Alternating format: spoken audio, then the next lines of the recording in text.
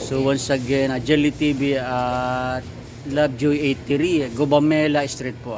Another day, another vlog po. Ang inyong The Vlogger Jelly TV po.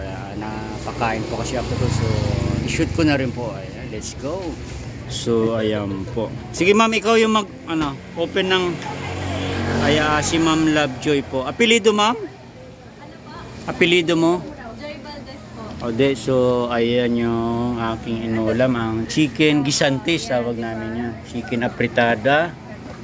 Then Pork steak po. Ito. Ayan, pork stick. So yung mga taga Makati dyan. Nabalik-balikan po yan. Then ito. Right lang. Champurado po. May merienda rin sila. 24 hours ba ito ma'am? Yes po. Monday So yan ang to mga crew ni ma'am. So thank you so much kay ma'am, napakabait po. Ayan. Ayan pala. So ayan kanila. Ano to? Short order po. Short order. Ay, Gumamela Street, malapit po sa Rockwell. Ay, Rockwell yung mga taga Makati dyan, mga guys. Okay.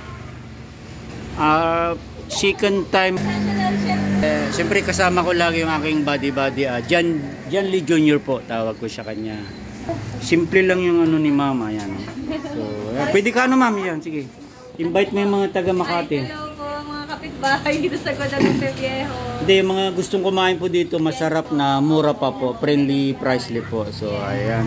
So, ayan, once again, thank you so much kay Ma'am Lovejoy, ha? Yes, I love, ang kanyang is si Joy. So, ayan. Because siya, mga Palawan, apelido po? Valdez. Mga Valdez, okay. Mga ko kami dun sa Palawan. Maganda sa Palawan. So, it's my pleasure na kilala ko si Ma'am din. Napalo na rin po ako. So, once again, huwag kalimutan i-hit ang ating subscribe button at pakit na rin po yung ating all bell button para updated pa kayo sa mga next vlog and next video. Thank you so much for watching and God bless everyone po. Okay, bye-bye!